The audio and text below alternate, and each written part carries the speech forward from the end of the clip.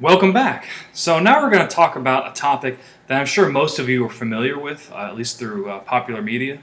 However, we'll put just a little bit of a business spin on it, and namely that is pollution and environmental regulation. You see me okay?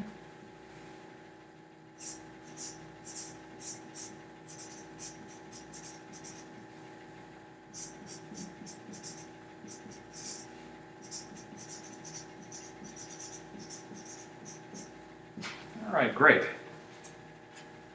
So,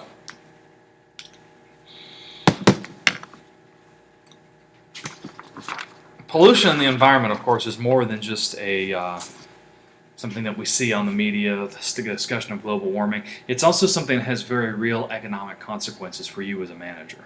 Okay? Ignoring the environment, again, especially if you look at the countervailing forces model, it'll come back to bite you and may have severe financial consequences for your firm and possibly criminal consequences for you as a manager. Okay, so pollution. Generally speaking, the pollution is some sort of substance in the environment that is an inconvenience or it endangers people. Okay. Now, we have a lot of naturally occurring pollution. We have a lot also naturally occurring radiation. Natural sources of naturally occurring pollution include things like volcanic eruptions, forest fires, things of that nature. But human activity, particularly in the last 100 years or so, has greatly added more contaminants. And industrial activity is not only dangerous to people, but it also harms natural ecology and depletes our national resources.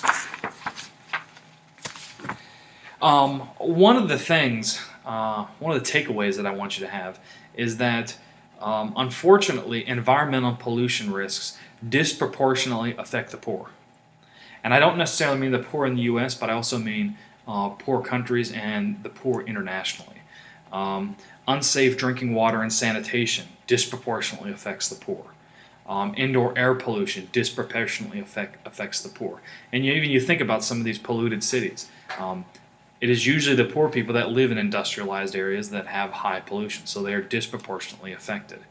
Lead exposure. All these kinds of things disproportionately affect the poor. Of course, we talk about the biosphere, and of course, the biosphere is that little layer on top of the Earth that supports life. I was told one time that if you imagine the Earth as a cue ball, like from pool, and you were to blow on it, that condensation, that thin layer of condensation, is the proportion of the biosphere to the rest of the Earth. Now, within the biosphere, we have the ecosystem.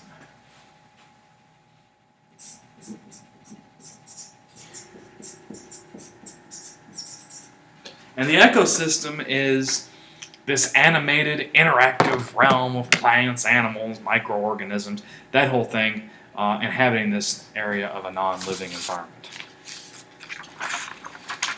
And within the ecosystem, there are also ecosystem services. And that includes creating food and natural materials and also regulating the ecosystem. So, for example, you think about a factory that generates pollution. Well, plants and trees can naturally absorb some of that pollution. They can take in some of that. You think about the sediment at the bottom of a river. Well, that might be able to soak up some degree of pollution.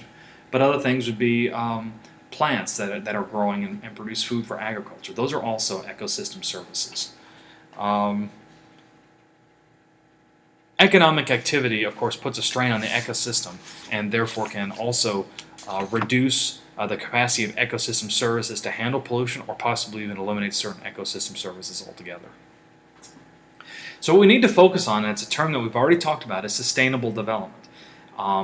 Particularly trying to pollute as little as possible while generating economic growth. What we want to try to do is not deplete the net resources of the Earth. Now, the theory is that we've already exceeded what Earth can sustain as of 1980, and we're kind of just continuing to deplete more and more. I don't know. Possibly as we get more efficient with technology, that threshold may become higher. It's really hard to say.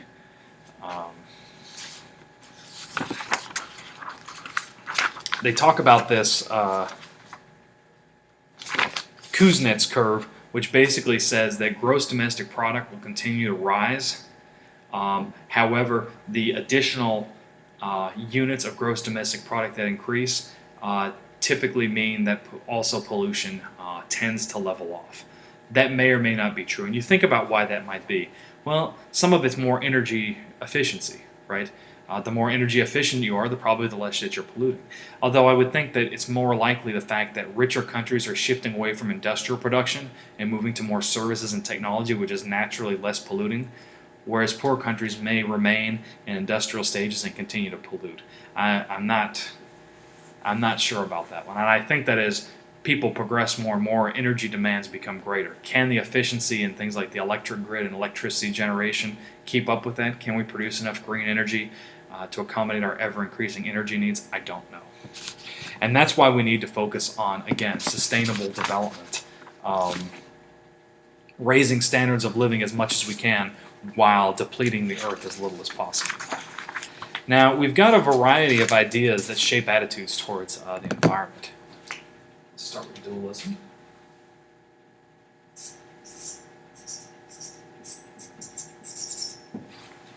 Okay, we've got dualism, progress, capitalism,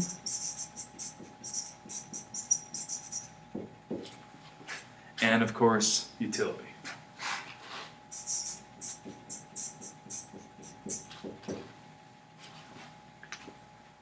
So, dualism is, in my opinion, a very dangerous idea that has characterized Western thought for about the past 400 years. And dualism comes from Newton, Isaac Newton, and René Descartes. And it basically says, it starts off with a very simple concept, that mind and body are separate. Okay, the body is a shell, and the mind, the thought, that's quite different from the body. Now that can also apply to man and the environment. Okay, so we are humanity, and what we're doing to the environment isn't necessarily going to impact us because there's a divide between humanity and the environment. So in some ways it can encourage a disrespect for the environment.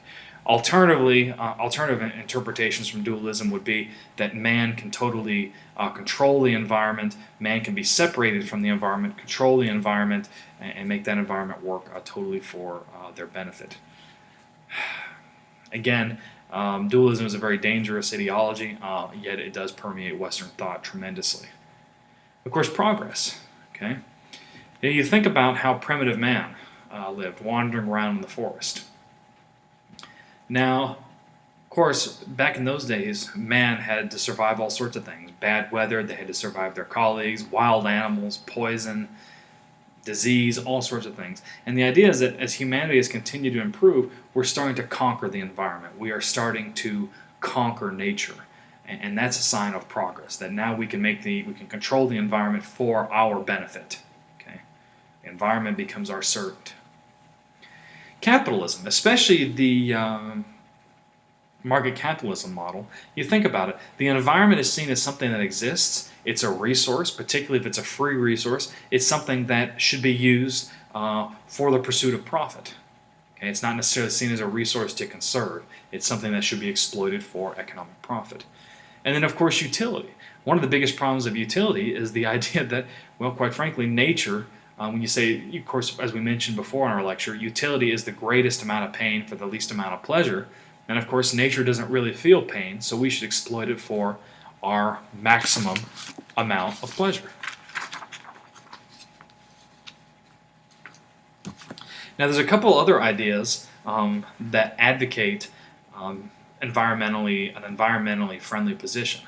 Aldo Leopold inspired us to rethink the man-nature relationship, particularly with the land ethic. Now, the land ethic works really well with the countervailing forces model, I might add. And the land ethic says, well, actually the land is an equal stakeholder or an equal entity to business, government, and societal interests, and therefore we should respect land. Otherwise, it'll take care of us. It'll take care of us in a way that we might not like.